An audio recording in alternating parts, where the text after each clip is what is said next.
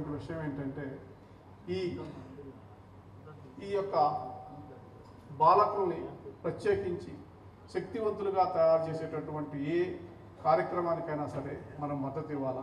ప్రత్యేకించి ఇవాళ మరి అక్షయ ఫౌండేషన్ తయారు చేసినటువంటి ఈ కార్యక్రమాన్ని ఒక ఆదర్శమైనటువంటి కార్యక్రమంగా తీసుకొని భారతదేశ వ్యాప్తంగా ఇటువంటి కార్యక్రమాన్ని అమలు చేయాల్సినటువంటి బాధ్యత, దానికి సరైనటువంటి ఆర్థిక వనరులను సమకూర్చి మరి మద్దతు ఇవ్వాల్సినటువంటి బాధ్యత ఇవాళ భారతదేశ ప్రభుత్వం మీద, రాష్ట్ర ప్రభుత్వాల మీద ఉంది.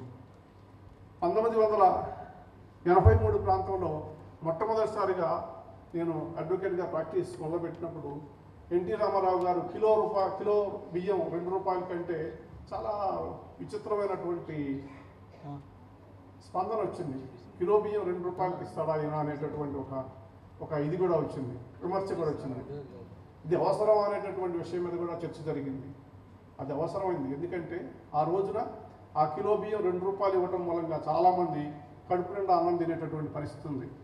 మనం అర్బన్ ప్రాంతాల్లో ఉన్నటువంటి వాళ్ళం, మనకి చాలా విషయాలు తెలియకపోవచ్చు. గ్రామీణ ప్రాంతాల్లో ఉన్నటువంటి వాళ్ళు మరి తిండి లేక మరి ఒక పూట తిండి తినో లేకపోతే 2 రోజులకు ఒకసారి తినో అర్ధాకలతోటి వాళ్ళు జీవితం గడిపేటటువంటి పరిస్థితి ఉంది.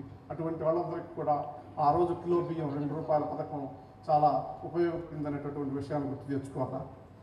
మరి భారత రాజ్యాంగంలో రైట్ టు ఫుడ్ ఆర్టికల్ 47లో ఒక ప్రైమరీ డ్యూటీ ఉంది. State has to raise the level of nutrition అనేటువంటి కాన్సెప్ట్ ఉంది. దాన్ని అది ఫండమెంటల్ డ్యూటీ కాబట్టి ఇంప్లిమెంటేషన్ కష్టం కాబట్టి దానికి మరి స్వచ్ఛంద సంస్థలు దానికోసం కృషి చేయాల్సిన పరిస్థితి. అదేవిధంగా section 6 of the National Food Security యాక్ట్లో state government has to provide meal free of charge to children who suffers from malnutrition. అది కూడా ఒక చట్టం ఉంది. అంతేకాదు భారతదేశంలో సుప్రీంకోర్టు మరి యూసీఎల్ కేసు 201లో ఇంతకుముందు చెప్పినట్లు right to food would be part of the right to life under article 21. Right to life అనే దాంట్లో అది ఒక భాగం, అంతర్భాగం అని చెప్పి మరి ఫుడ్ ప్రొవైడ్ చేయాలనేటటువంటి ప్రత్యేకించి మిడ్ డే మీల్స్ లాంటివి ప్రొవైడ్ చేయాలనేటటువంటిది తీర్పు ఇవ్వడం జరిగింది. నేను చీఫ్ జస్టిస్గా ఉండగా ఇంత క్రితం వారు చెప్పినట్టు మరి దేశం మొత్తం మీద అర్ధాకలతో ఉన్నటువంటి ప్రజానికానికి తిండి చేకూర్చేటటువంటి విషయం మీద ఒక పిఏఎల్ నా ముందు వచ్చినప్పుడు కేంద్ర ప్రభుత్వం, రాష్ట్ర ప్రభుత్వాలు ఇది సాధ్యమయ్యేటటువంటి విషయం కాదు, మరి ఇంతమందికి భోజనం వండి పెట్టడం అనేటటువంటిది అన్నప్పుడు లేదు, మీరు అక్షయ పాత్రకి వెళ్ళి చూడండి వాళ్ళు ఎంత సమర్థవంతంగా ఈ కార్యక్రమాన్ని నిర్వహిస్తున్నారో ఆ మోడల్ని మీరు ఆ దేశం మొత్తం కూడా ఇంప్లిమెంట్ చేయండి అని చెప్పేసి గవర్నమెంట్ సూచించడం జరిగింది. మరి ఈ రకంగా మరి దేశంలో ఉన్నటువంటి ఆకలితో ఉన్నటువంటి ప్రజానికం యొక్క ఆకలి తీర్చేటటువంటి కార్యక్రమంలో ఒక బాధ్యత రాష్ట్ర ప్రభుత్వాలది కూడా ఉంది. అక్కడక్కడ కొన్ని రాష్ట్రాల్లో అమ్మ క్యాంటీన్, అన్న క్యాంటీన్, అదేవిధంగా ఇందిరమ్మ క్యాంటీన్ లాంటి కొన్ని క్యాంటీన్స్ పెట్టి ప్రజల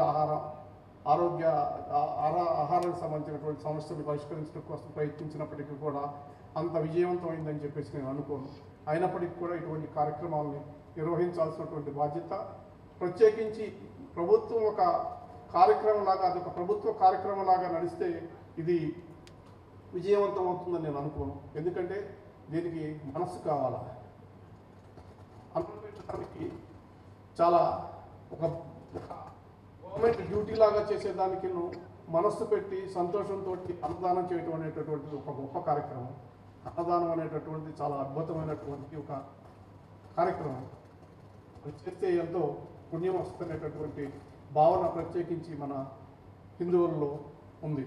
అందుకని చెప్పేసి దాన్ని ఆ కార్యక్రమాన్ని చేపట్టినటువంటి ఈ అక్షయ పాత్ర సంస్థను అభినందిస్తున్నాను. మరి మీకు తెలుసు, అక్షయ పాత్ర మొదట ఒక 1500 మంది విద్యార్థులతో స్థాపించబడి గురువు ఆదేశాల ప్రకారం కృష్ణా టెంపుల్ ఉన్నటువంటి 10 కిలోమీటర్ల ప్రాంతంలో ఉన్నటువంటి ఏ బాలుడు కూడా ఆహారం కోసం బాధపడకూడదు అనేటటువంటి ఒక లక్ష్యంతో విద్యను ప్రోత్సహించాలని, అదేవిధంగా తిండిని ఇవ్వాలని చెప్పి ఆరోగ్యాన్ని ఇవ్వాలనేటటువంటి 2 లక్ష్యాలను విజయవంతంగా మరి స్థాపించగలిగినటువంటి ఈ సంస్థను అభినందిస్తున్నాను.